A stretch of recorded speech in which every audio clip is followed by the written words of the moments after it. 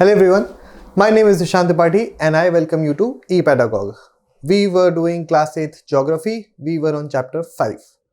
हम कर रहे थे इंडस्ट्रीज का चैप्टर जहां पे हमने पार्ट 1 कंप्लीट कर लिया था।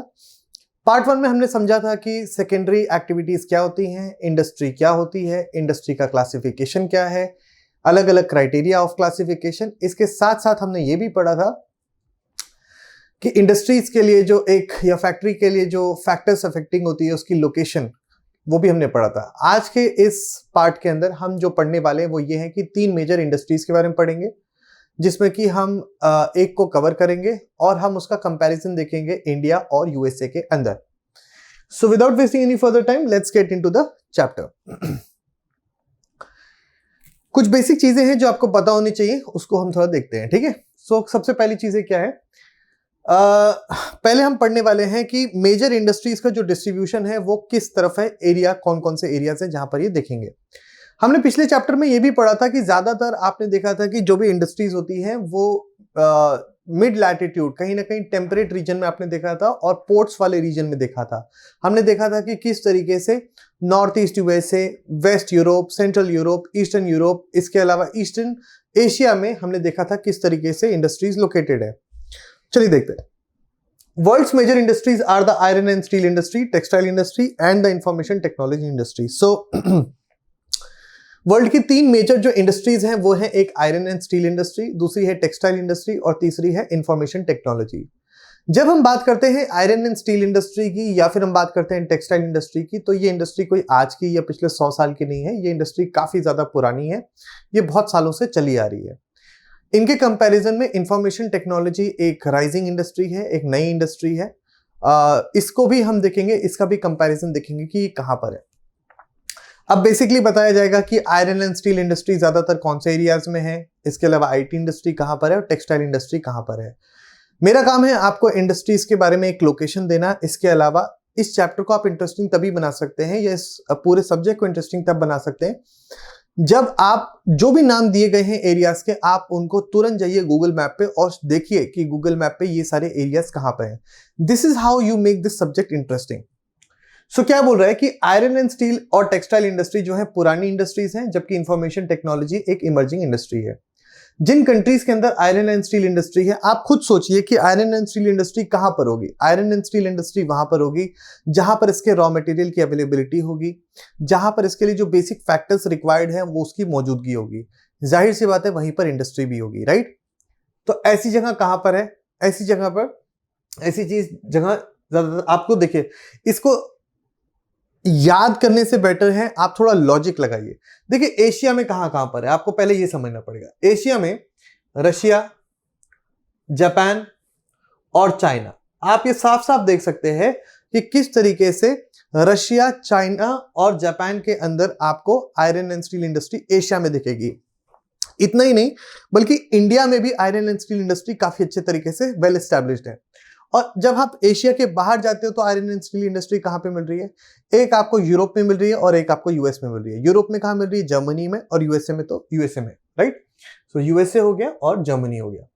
टेक्सटाइल इंडस्ट्री कहां पर होगी, टेक्सटाइल इंडस्ट्री वहां पर होगी जहां पर टेक्सटाइल का रॉ मटेरियल अवेलेबल होगा, जैसे कि यूएसए होगा, इंडिया होगा, इजिप्ट होगा, चाइना होगा, जापान होगा, इस तरीके से। हालांकि मैं आपको एक बात बहुत क्लियर कर देता हूं कि जापान में रॉ मटेरियल की अवेलेबिलिटी नहीं है, बट फिर भी वहां पे मैन्युफैक्चरिंग होती है। It is because of their different all together different factor which we will study of course in the third part.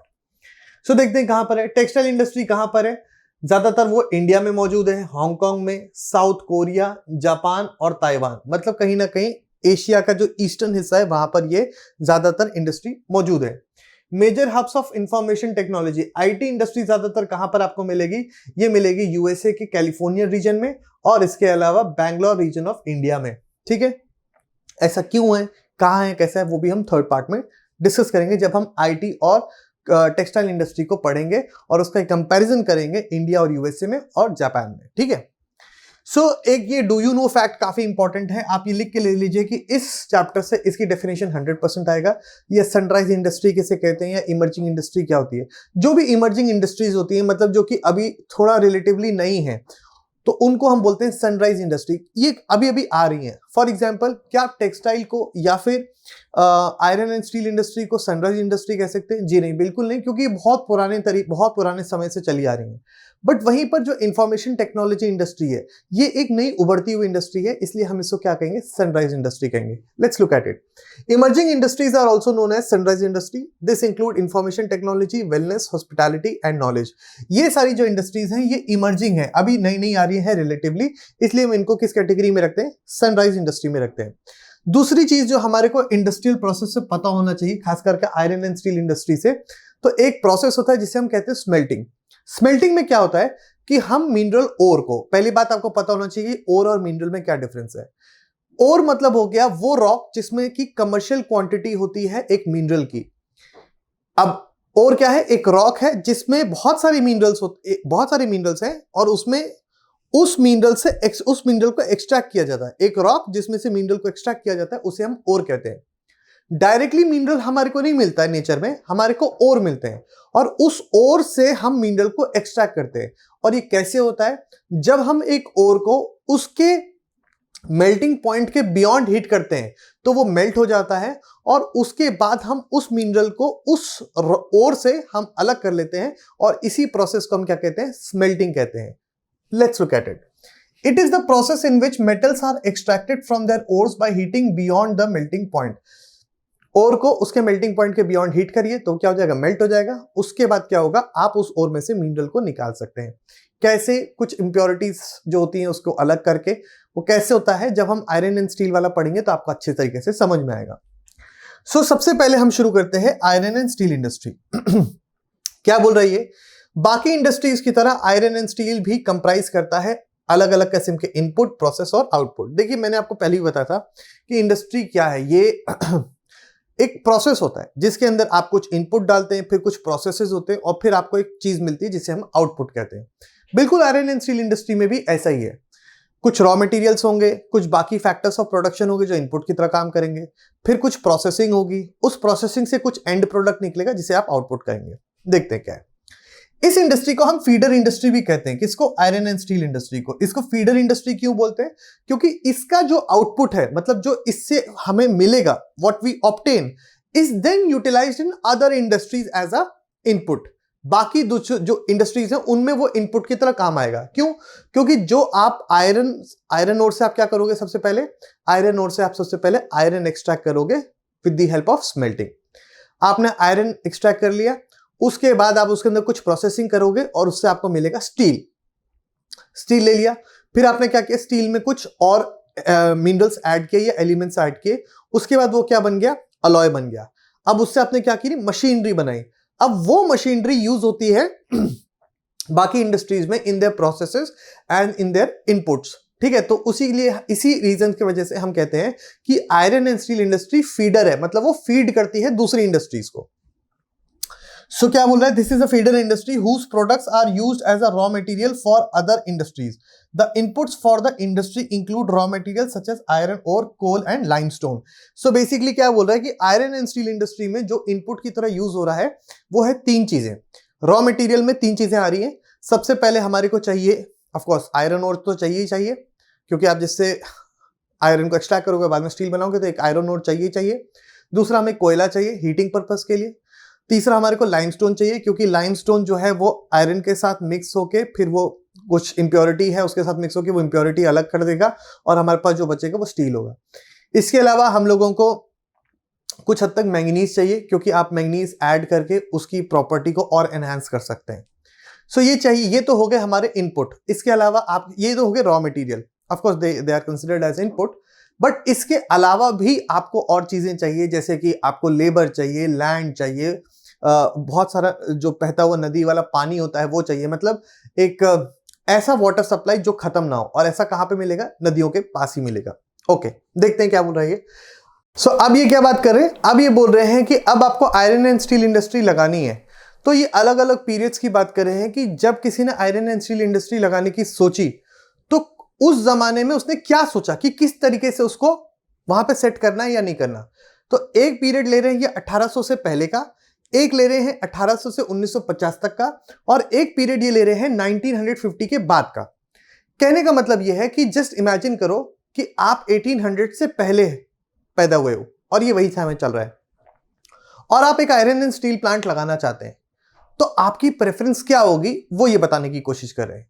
फिर आप सोचना कि 1800 से 1950 के बीच में आपका जन्म हुआ है, तो अब आपकी प्रेफरेंस क्या है आयरन एंड स्टील प्लांट लगाने के लिए, और फिर 1950 के बाद। तो सबसे पहले क्या बोल रहा है, 1800 से पहले आयरन एंड स्टील इंडस्ट्री कहां लगाई जाती थी?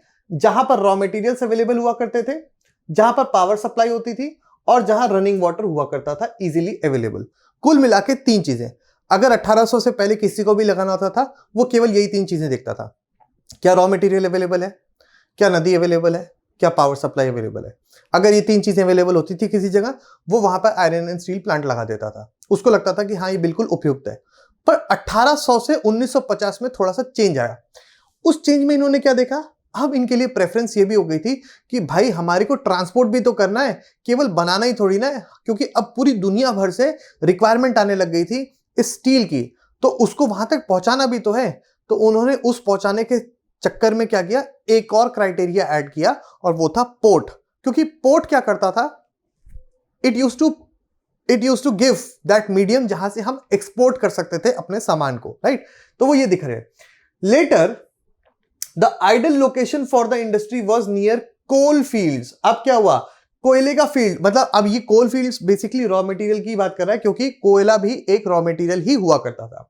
इसके अलावा क्या, क्लोज टू कैनल्स या फिर रेलवेज। कैनल्स क्या करते थे, कैनल्स हमारे को वाटर सप्लाई करते थे और रेलवेज हमारे को क्या करते थे, ट्रांसपोर्टेशन नेटवर्क प्रोवाइड करते थे। और 1950 के बाद से क्या होने लगा, iron and steel industry began to be located on large areas. Large flat area होना चाहिए था लैंड के लिए, और इसके अलावा सी पोर्ट के पास में। ऐसा इसलिए क्योंकि अब ये एक पूरा कमर्शियल बिजनेस बन चुका था। Iron and steel was required everywhere in the world, क्योंकि वो एक फीडर इंडस्ट्री की तरह काम करता है, जैसे मैंने आपको पहले भी बताया था। This is because by this time steel works had become very large and iron had to be imported from the overseas. Iron को इंपोर्ट किया जाने वाला था आयरन सीज के तहत, इसलिए ये iron and steel plant ports के पास में लगाए जाते थे। ओके, इस पिक्चर में एक कहीं ना कहीं ये देखा, देखो बेस्ट लोकेशन कैसे होती थी 1800 से 1950 के बीच में, फिर 1800 से पहले, और आज के टाइम में क्या हो रहा है ये यहां पर बता रहे हैं कि पोर्ट्स के पास में देख रहे हैं ये। ओके, भारत में iron and steel industry has developed taking advantage of raw materials, इसके अलावा cheap labour, transport and market. So क्या बोल रहे हैं कि इंडिया में आयरन एंड स्टील इंडस्ट्री क्यों फेमस हुई, बिकॉज ऑफ दीज 3 रीजंस। क्योंकि यहां पर रॉ मटेरियल की अवेलेबिलिटी है। आपको अच्छी तरीके से पता है इंडिया में छोटा नागपुर प्लेटो रीजन है, जहां पर आयरन एंड स्टील इंडस्ट्री, जहां पे आयरन का जो ओर है वो काफी अच्छी मात्रा में मिलता है। ये छोटा नागपुर प्लेटो 4 स्टेट्स में फैला हुआ है।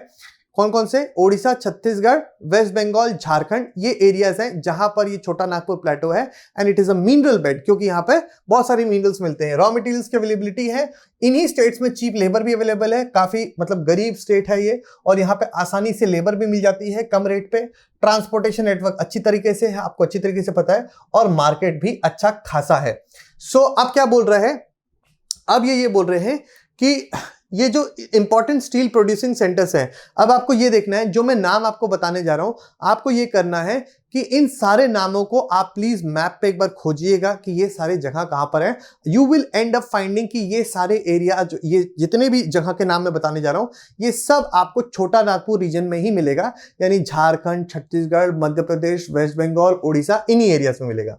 तो चलिए देखते हैं। Bhilai Chhattisgarh, Durgapur West Bengal, Burnpur, Jamshedpur Jharkhand, Rourkela, Bokaro are suitable in the region that spread over 4 states, West Bengal, Jharkhand, Odisha and Chhattisgarh. ये जितने भी सेंटर्स मैंने आपको बताया, ये 4 स्टेट्स में फैले हुए हैं, जो कि छोटा नागपुर प्लेटो का रीजन है। इसके बाद क्या बोल रहा है, इसके बाद बोल रहा है भद्रवती एंड विजयनगर, केवल इन्हीं 4 रीजन्स में ये नहीं पाया जाता।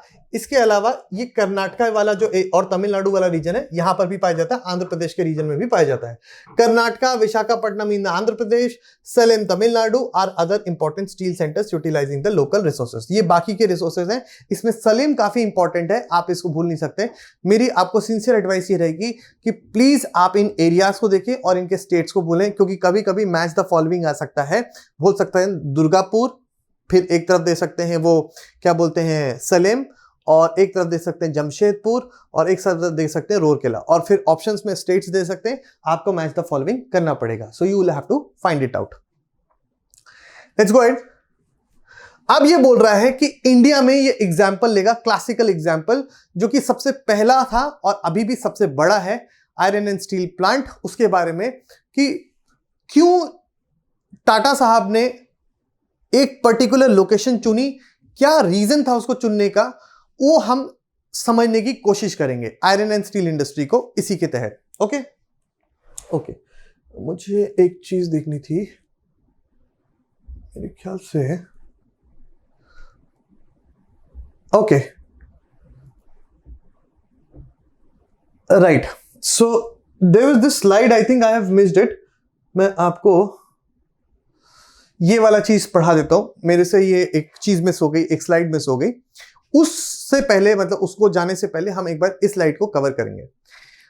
देखिए मैंने आपको ये बताया कि आयरन एंड स्टील इंडस्ट्री को कौन कौन से रॉ मटेरियल की जरूरत पड़ती है, राइट। मैंने आपको बताया कि आयरन की जरूरत पड़ेगी, कोयले की जरूरत पड़ेगी, लाइमस्टोन की जरूरत पड़ेगी, ये सारे तो हो गए रॉ मटेरियल।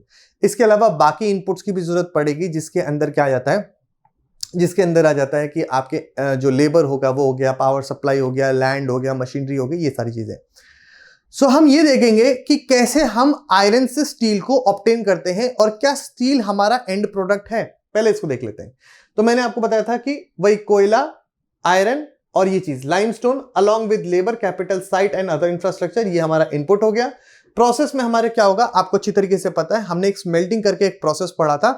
तो वो स्मेल्टिंग को प्रोसेस है जो कि इसमें हम क्या करते हैं, हम ओर को उसके मेल्टिंग पॉइंट के बियॉन्ड हीट करेंगे जिससे वो पिघल जाएगा और उसके बाद हम उससे मिनरल एक्सट्रैक्ट कर लेंगे। तो the process of converting iron ore into steel involves many stages. सबसे पहले हम क्या करेंगे, रॉ मटेरियल को हम फर्नेस के अंदर डाल देंगे। ब्लास्ट फर्नेस वहां पे होता है जहां पे हम रॉ मटेरियल को डाल देते हैं, जहां वो गर्म करते हैं उसको। वेयर इट अंडरगोज स्मेल्टिंग, वहां पे हम क्योंकि गर्म करेंगे तो उससे क्या होगा, स्मेल्टिंग का प्रोसेस होगा। उसके बाद उसको रिफाइन किया जाएगा और जो आउटपुट ऑब्टेन होगा वो होगा स्टील। मतलब जब आपने उसको रिफाइन कर दिया, आयरन ओर को पिघला के उसमें से आयरन एक्सट्रैक्ट करके फिर रिफाइनिंग करके, तो हमारे को मिलता है लास्ट में स्टील, जिसको बाद में यूज किया जाता है बाकी इंडस्ट्रीज के तरह से के द्वारा एज अ रॉ मटेरियल। आप देख सकते हैं जब आपको 1 टन स्टील चाहिए तो उसके लिए आपको चाहिए 8 टन कोयला, 4 टन, ये देखो कैसे ये हाफ हाफ होते जा रहा है, 8 टन कोयला, 4 टन आयरन और कितना, 1 टन लाइमस्टोन। तो 8, 4 और 1, ये जब आप करोगे, मिक्स करोगे, तब आपको क्या होगा, 1 टन स्टील मिलेगा। सवाल उठता है ये लाइमस्टोन को क्यों डाल रहे हैं। लाइमस्टोन बेसिकली क्या करता है, इंप्योरिटी के साथ मिक्स हो जाता है और स्लैग की तरह वो रिमूव कर दिया जाता है, तो बच जाता है हमारे पास क्या, स्टील। ओके, स्टील क्यों हमें चाहिए होता है, हम क्यों नहीं आयरन से काम चला लेते हैं। भाई सिंपल सा एक काम करते हैं, भाई उसको हम गर्म करते हैं, हमें आयरन ऑब्टेन मिल जाता है, आयरन को हम ऑब्टेन कर लेते हैं।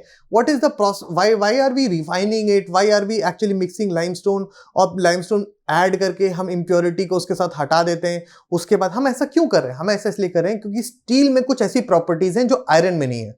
स्टील जो है वो बहुत ही ज्यादा टफ होता है और टफ होने के साथ साथ आप उसको इजीली कट कर सकते हो, शेप में ला सकते हो। इसके अलावा उसके अंदर कुछ ऐसी प्रॉपर्टीज होती हैं जैसे एंटी कोरोजन प्रॉपर्टीज होती हैं, उसमें रस्ट इतना जल्दी नहीं लगता। अगर आप आयरन को ऐसे रख दोगे तो उसमें रस्ट लग जाएगा क्योंकि वो एटमॉस्फेरिक ऑक्सीजन के साथ रिएक्ट करेगा, उसमें रस्ट लग जाएगा। वो देखा आपने, ब्राउन ब्राउन कलर का हो जाता है लोहे के बाहर, वो रस्ट होता है। बट स्टील में वो रस्ट नहीं लगता क्योंकि उसमें एंटी कोरोजन प्रॉपर्टी होती है, एंड दैट इज व्हाई हम आयरन के अंदर से कुछ इंप्योरिटीज हटा के लाइमस्टोन के माध्यम से स्टील प्राप्त करते हैं। ठीक है, तो स्टील जो है टफ होता है, इजीली शेप किया जा सकता है, कट किया जा सकता है वायर के फॉर्म में। स्पेशल अलॉयज भी बन सकते हैं स्टील के, कि उसमें कुछ अमाउंट ऑफ अदर मेटल्स को डाल के, जैसे एल्यूमिनियम, निकेल एंड कॉपर। ये अलॉयज क्या होते हैं भाई, अलॉयज का मतलब होता है जब आप एक मिनरल में दूसरे मिनरल्स को ऐड करते हो कि ताकि उसकी प्रॉपर्टी को एनहांस कर सके, उसी को हम अलॉय कहते हैं। सो ये हो गया। अब ये क्या हो रहा है, स्टील को हम ऑफन कहते हैं कि क्या, ये बैकबोन है मॉडर्न इंडस्ट्री की। बैकबोन क्यों है, क्योंकि it is a feeder industry, क्योंकि बाकी इंडस्ट्रीज में यूज होता है, जो इसका आउट प्रोडक्ट होता है, जिसका एंड प्रोडक्ट होता है, उसको हम बाकी जगह पर यूज करते हैं। फॉर एग्जाम्पल आप गाड़ियां बनाते हैं, आप मशीन बनाते हैं, गाड़ियां बनाए, मशीन बनाए या कुछ भी बनाए, आप ज्यादातर देखेंगे कि उसके अंदर आपको मशीनरी की जरूरत पड़ती है, या फिर आपका जो बाहर का ढांचा होता है उसमें आपको स्टील की जरूरत पड़ती है। और वो कहां से मिलता है? आयरन एंड स्टील इंडस्ट्री की तरफ से ही मिलता है। ऑलमोस्ट एवरीथिंग जो कि हम यूज करते हैं वो आयरन या स्टील का बना है, और इसके अलावा टूल्स और मशीनरी जो हम यूज करते हैं वो भी उसी का बना हुआ है। शिप हो गई, ट्रेन हो गया, ट्रक हो गया, ऑटो हो गया, वो सारे के सारे स्टील के बने रहते हैं। इवन द सेफ्टी पिन से लेके नीडल्स जो हम यूज करते हैं वो भी स्टील का बना रहता है। जो ऑयल के वेल्स होते हैं, drilled out with steel machinery, steel pipelines transport oil, minerals are mined with steel equipment, farm machines are mostly steel, large buildings have steel framework। So आप देख रहे हैं कि कितना ज्यादा मल्टी डायमेंशनल यूज होता है एक स्टील का, इसलिए हम स्टील को फीडर इंडस्ट्री या फिर बैकबोन ऑफ मॉडर्न इंडस्ट्री भी कहते हैं। This is called as hot furnace, ये है ब्लास्ट फर्नेस जिसके अंदर हम आयरन ओर को डालते हैं, गर्म करते हैं, और गर्म करने के बाद वो उसको स्मेल्टिंग करते हैं। उसके बाद उसके अंदर हम लाइमस्टोन जैसा मिनरल ऐड करते हैं जिससे वो उसके साथ इंप्योरिटी के साथ ऐड होता है, और उसके बाद हम उसको स्लैग की तरह बाहर निकाल देते हैं। This is slag. ये स्लैग मतलब एक इंप्योरिटी होती है जो कि लाइमस्टोन के साथ मिक्स होकर बाहर निकल जाती है, and what is left is pure steel. ठीक है, सो ये स्टील होता है। So these are the different processes. So हम देखने वाले थे कहां, let's come back to Jamshedpur. Jamshedpur क्यों इतना इंपॉर्टेंट है हमारे लिए इसलिए इतना इंपॉर्टेंट है क्योंकि आयरन एंड स्टील इंडस्ट्री सबसे पहला प्लांट इंडिया में कभी हुआ तो वो जमशेदपुर में ही लगा। हालांकि उस समय जमशेदपुर का नाम जमशेदपुर नहीं हुआ करता था, साक्ची होता था। इसको जमशेद टाटा के नाम पे जमशेदपुर नाम दिया गया। अब सवाल यह है कि इस चैप्टर के अंदर, इस टॉपिक के अंदर हम ये क्या पढ़ने वाले हैं? हम ये पढ़ने वाले हैं कि 1907 में जब जमशेद टाटा जी ने ये देखा कि हमें एक प्लांट खोलना, iron and steel plant, why did he choose Sakchi और जमशेदपुर एज द लोकेशन? क्या फैक्टर्स थे, क्या अवेलेबल, कौन कौन सी ऐसी चीजें थी जो कि वहां पे अवेलेबल थी जिसके वजह से जमशेद टाटा जी ने उन्होंने बोला कि मेरे को यहीं पर शुरू करना है, why not any other place? So let's look at it. So 1947 से पहले एक ही आयरन स्टील प्लांट हुआ करता था देश में जिसको हम बोलते थे टिस्को, यानी Tata iron and steel company limited. इसको ये प्राइवेटली ओन्ड था, जमशेद टाटा जी के द्वारा ये ओन्ड था, ये सरकार के हाथों में नहीं था। आजादी के बाद से सरकार ने भी इनिशिएटिव लिया कि वो बाकी जगहों पर और भी ज्यादा iron and steel plants open कर सकें, क्योंकि अभी तक केवल टिस्को ही था 1907 से 1947 तक। आजादी के बाद सरकार ने और भी खोले iron and steel plants. TISCO को स्टार्ट किया गया 1907 में साक्ची में, जो कि किस दो नदियों के कॉन्फ्लुएंस पे था, एक थी सुबर्ण रेखा और एक थी खड़काई रिवर। सो देखो, हमने आयरन एंड स्टील प्लांट के लिए अनइंटरप्टेड वाटर सप्लाई चाहिए। ये अनइंटरप्टेड वाटर सप्लाई क्यों चाहिए? ये इसलिए चाहिए क्योंकि हम कोयले को गर्म करते हैं, पानी ऊपर होता है, पानी से स्टीम निकलता है, और वो जो स्टीम है वो मेल्ट करने का काम करता है। क्या ये बात समझ में आ गई? इसलिए हमें क्या चाहिए? अनइंटरप्टेड वाटर सप्लाई चाहिए। और जमशेद जो टाटा थे उन्होंने जानबूझ के ये जगह चुनी क्योंकि यहां पर दो नदियों का संगम हो रहा था। कौन कौन सी? एक थी सुवर्ण रेखा रिवर और दूसरी थी खड़काई रिवर। ये दो इंपॉर्टेंट रिवर्स हैं, आप प्लीज इसका नाम नहीं भूल सकते। ठीक है, तो सुवर्ण रेखा और खड़काई रिवर, ये this becomes our first reason कि जमशेद टाटा जी ने ये जो इंडस्ट्री टिस्को थी वो जमशेदपुर में लगाई या फिर साक्ची में लगाई। लेटर साक्ची को वापस से नया नाम दिया गया जमशेदपुर। जैसे मैंने कहा, इसका पहले नाम था साक्ची, उसके बाद जमशेद टाटा जी के नाम पे इसका नाम क्या पड़ा गया? जमशेदपुर नाम पड़ा गया।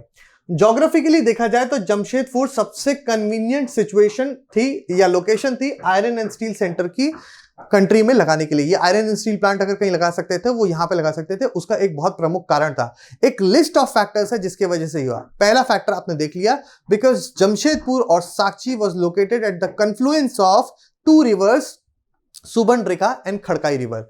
अब हमारे को देखना है कि बाकी क्या रीजन थे जिसकी वजह से ऐसा हुआ। साक्ची को चूज किया गया स्टील प्लांट के लिए सेवरल रीजंस की वजह से। सबसे पहले कि यहां से केवल 32 किलोमीटर की दूरी पे थी Kalimati station on Bengal Nagpur railway line. Before we get into further depth, हमें ये मैप देखना पड़ेगा, तब आप और बेहतर तरीके से समझ पाएंगे। देखिए, ये मैप आपके वहां पर नहीं है, बट इंटेंशनली मैंने इसको यहां पर लगवाया है कि ताकि आप बेटर अंडरस्टैंडिंग कर पाए। देखिए, ये है जमशेदपुर, ये है पूरा झारखंड का एरिया। कलकत्ता और नागपुर के बीच में एक बहुत इंपॉर्टेंट रेलवे लाइन है और यहां काली माटी रेलवे स्टेशन पड़ता है जो कि यहां से केवल 36 किलोमीटर दूर है। इसलिए आप यहां से जो भी स्टील एक लगाएंगे वो कोलकाता और इधर जा सकता है। इसके अलावा जो भी रॉ मटेरियल चाहिए वो आपको इस लाइन से मिल सकता है।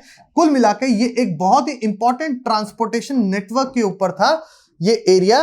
तो एक दूसरा रीजन हमारे ये हो गया कि काली माटी रेलवे स्टेशन कहां पर था, जो कलकत्ता और नागपुर के बीच में एक बहुत ही इंपॉर्टेंट रेलवे लाइन है, कमर्शियल रेलवे लाइन, उसके बीच पे लोकेटेड था। तो this becomes a second reason. First reason was at the confluence of two rivers, दूसरा कि ये इंपॉर्टेंट रेलवे लाइन के पास में था। तीसरा, it was close to the iron और coal and manganese deposit as well as to Kolkata. अब आप देखो, मैंने आपको क्या बताया था फैक्टर्स अफेक्टिंग इंडस्ट्रियल लोकेशन में, कि रॉ मटेरियल्स की जहां पर अवेलेबिलिटी रहती है आप वहां पर करेंगे। और आपको अच्छी तरीके से पता है कि जमशेदपुर या फिर Jharkhand is the bed of minerals, क्योंकि वो छोटा नागपुर प्लेटो के पास में। तो छोटा नागपुर प्लेटो में सारे मिनरल्स मिलते हैं, आपको आयरन भी मिलेगा, आपको कोयला भी मिलेगा, आपको सारे अच्छे इंपॉर्टेंट मिनरल्स मिल जाएंगे, जिसकी वजह से रॉ मटेरियल की अवेलेबिलिटी भी होगी। इसके अलावा कोलकाता क्यों, कलकत्ता से क्या लेना देना है भाई। देखो यहां देखो, कलकत्ता पास में है।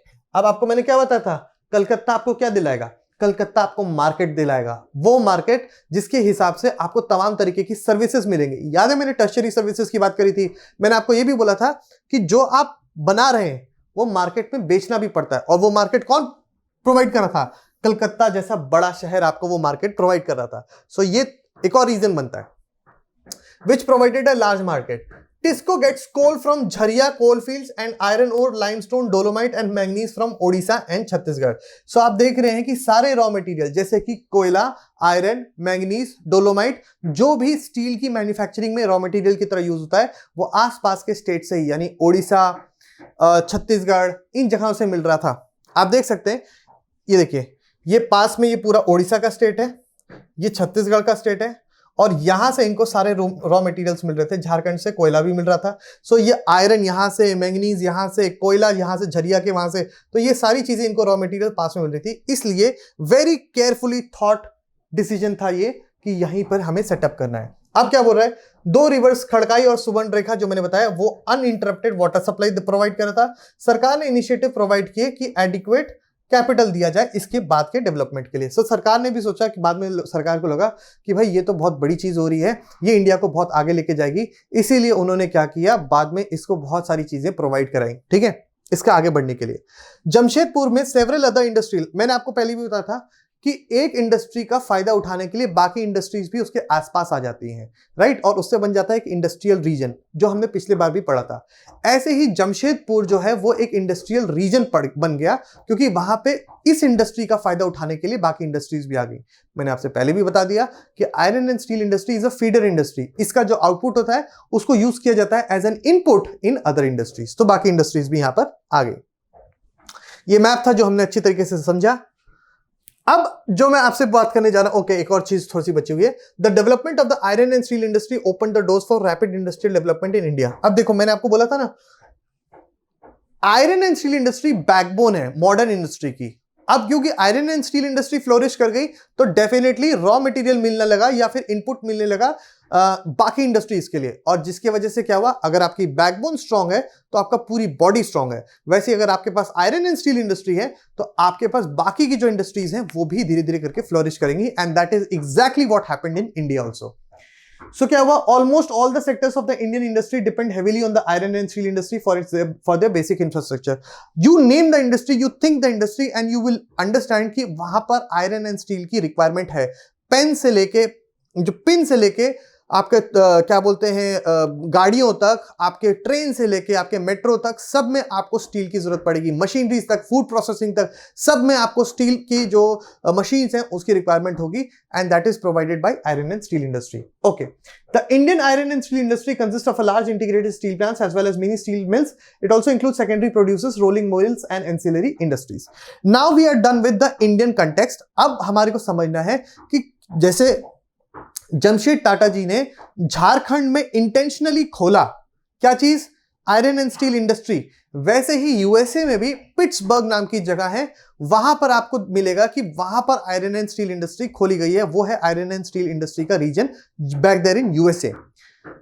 Of course this is also not given in your text book, इसलिए मैंने क्या किया, ये मैप के जरिए समझाने के लिए मैंने एक मैप यहां पर ऐड करवाया। चलिए देखते हैं कैसे।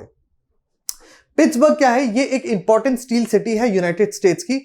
मैं चाहता हूं इसको पढ़ने से पहले हम एक बार मैप देख लेते हैं कि ताकि हमको बहुत अच्छे तरीके से समझ में आए। ओके सो भाई साहब देखो, ये है पिट्सबर्ग, पेंसिल्वेनिया नाम की जगह, उसके पास में ये क्या है, पिट्सबर्ग, ठीक है, पेंसिल्वेनिया स्टेट है। ये देखो आप यहां पे पिट्सबर्ग है और यहां पर हमारे को कुछ रॉ मटेरियल मिलता है और बाकी का रॉ मटेरियल हमको मिनीसोटा में मिलता है, और यहां से रॉ मटेरियल कुछ आधा यहां पे मिलता है, आधा हम यहां से करते हैं। बट इसको यहां तक पहुंचाने के लिए हम ये लैंड रूट यूज नहीं करते, हम यहां पे जो 5 ग्रेट लेक्स हैं, 5 ग्रेट लेक्स हैं यूएसए में, जो कि बहुत इंपॉर्टेंट है, उनकी इकोनॉमी में बहुत इंपॉर्टेंट रोल प्ले करते हैं।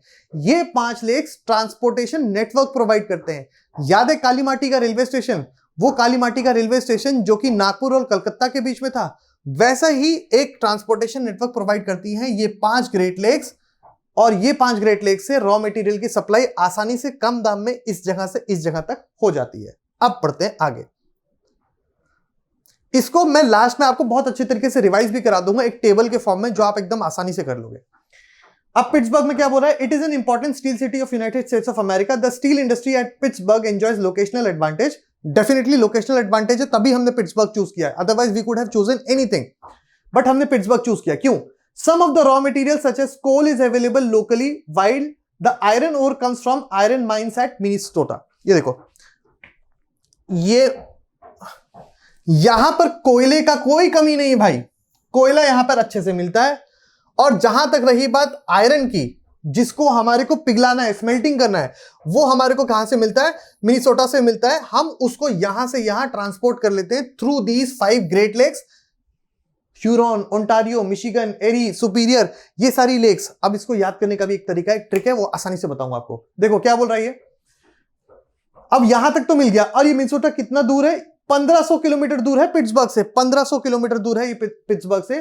इन माइंस के बीच में और पिट्सबर्ग में एक वर्ल्ड बेस्ट रूट है शिपिंग के लिए, जिसे कि फेमस ग्रेट लेक्स वाटरवे कहा जाता है।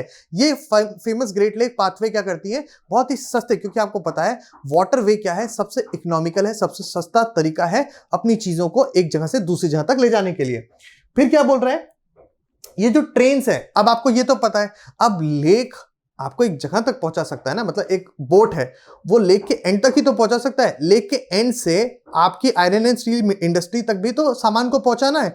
आयरन आ गया भाई यहां तक, ठीक है कोई बात नहीं, बट पिट्सबर्ग तक पहुंचाने के लिए भी तो आपको कुछ चाहिए। तो पिट्सबर्ग तक पहुंचाने के लिए क्या है, हमारे पास ट्रेन्स हैं। तो ये क्या करती हैं, ट्रेन्स कैरी करती हैं ओर को ग्रेट लेक से लेके पिट्सबर्ग एरिया तक। Ohio, Monongahela and Allegheny rivers provide adequate water supply. याद है खड़काई रिवर और सुबर्णरेखा रिवर, ये 2 रिवर्स इंडिया में अनइंटरप्टेड वाटर सप्लाई प्रोवाइड कर रही थी, और यहां पर कौन कर रही है, मोनोगहेला और एलेग्नी, ये जो 2 रिवर्स हैं ये सप्लाई कर रही है अनइंटरप्टेड वाटर सप्लाई। कहां पे, ये जो पिट्सबर्ग का आयरन एंड स्टील प्लांट है वहां पर। उसके बाद क्या हो रहा है, today very few of the large steel mills are in Pittsburgh itself. They are located in the valleys of Monongahela and Allegheny rivers above Pittsburgh and along with the Ohio River below it. Finished steel is transported to the market by both land and water routes. अब जो Pittsburgh में steel हम manufacture करते हैं, फिर उसको हम land और वाटर रूट दोनों से एक्सपोर्ट, मतलब अलग अलग जहां पर भेजते हैं। Pittsburgh area has many factories other than steel mills. जाहिर सी बात है, एक बार स्टील इंडस्ट्री आ गई तो उसका पीछा करते करते बाकी फैक्ट्रीज और इंडस्ट्रीज भी आएंगी to take the advantage, to take the locational advantage. And similarly this area has become an industrial region. These use steel as their raw materials to make many different products such as railroad equipment, heavy machinery and rails, as I told you. Okay, अब देखो, अब आपको याद करने में दिक्कत हो सकती है कि ये 5 ग्रेट लेक्स कौन कौन सी है। आपको क्वेश्चन में डाला जा सकता है, एक है कौन सी वाली ग्रेट लेक्स, कौन कौन सी है, Superior, Huron, Ontario, Michigan and Erie. इसको याद करने का एक सिंपल, और लेक सुपीरियर सबसे ज्यादा लार्जेस्ट है इन सारी लेक्स में। इसको याद करने का एक सिंपल तरीका है, घर याद कर लो, HOME, Huron, Ontario, Michigan, Erie, Superior, that's it, simple. यही 5 great lakes excellent transportation network को प्रोवाइड कर रही है कि ताकि वहां से आयरन मिनीसोटा से कहां पे? पिट्सबर्ग तक, क्योंकि पिट्सबर्ग में लोकली कोयला तो मिलता ही है। और अनइंटरप्टेड वाटर सप्लाई कौन कर रहा है? 2 रिवर्स, एलेग्नी और मोनोगेला। That's it. ये देखिए, ये सारी चीजें हैं जो हमारे को देखनी थी। यहां से यहां तक ये, यहां पर आयरन मिल रहा है, यहां पे कोयला लोकली मिल रहा है। ये ग्रेट लेक्स जो हैं वो ट्रांसपोर्टेशन नेटवर्क प्रोवाइड कर रही है। फिर जहां पर ये स्टील मैन्युफैक्चर हो रहा है उसके आसपास अब जहां पे इंडस्ट्रियल रीजन बन चुका है, और उसके बाद लैंड और पानी का रूट दोनों यूज करके स्टील को हम अलग अलग जहां पे एक्सपोर्ट कर देते हैं। और 2 रिवर्स हैं यहाँ पर, एक मोनोगेला और एलेग्नी, जो कि अनइंटरप्टेड वाटर सप्लाई कर रही है। अब हम इसको, ये हमारा टॉपिक आज का कंप्लीट हो चुका है। बस मैं आपको आसानी के लिए, मतलब आप ये टेबल याद कर लो या बना लो या जो करना है करो, फोटो लेना फोटो लो, इसको करके आप क्या कर सकते हो, दोनों के बीच में 5 मिनट के अंदर, इतना पढ़ने की जरूरत नहीं है, सिर्फ इसके सिंपल रिवीजन से आप कंप्लीट कर सकते हो। कैसे? 1 सेकंड यार, ये वायर, हाँ अब ठीक है। ऐसे एक टेबल बना लो, इस तरफ इंडिया और इस तरफ यूएसए, एक अलग अलग ऐसे करके बना लो। सबसे पहले हम क्या करेंगे? लोकेशन। इंडिया में लोकेशन कौन है? जमशेदपुर, ब्रैकेट में साक्षी लिख लेना। यहां पर कौन सा है? पिट्सबर्ग, ठीक है। फिर दूसरा क्या? यहां पर लिख लो ट्रांसपोर्टेशन। क्या है यहां पर? काली माटी रेलवे स्टेशन, वो मैंने आपको बता दिया। और यहां पे कौन सी है? 5 ग्रेट लेक्स। इसको सिर्फ होम्स याद कर लेना, होम्स।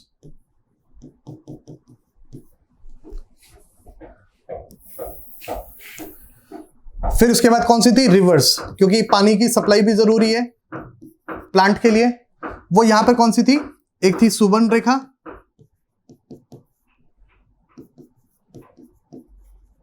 और एक थी खड़काई,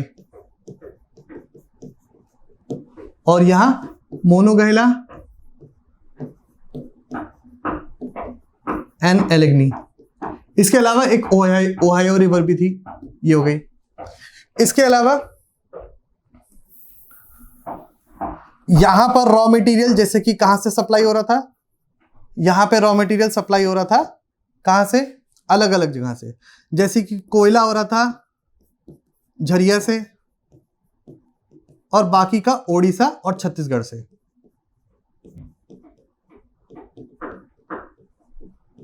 और यहां पे कहां से हो रहा था? मिनीसोटा से।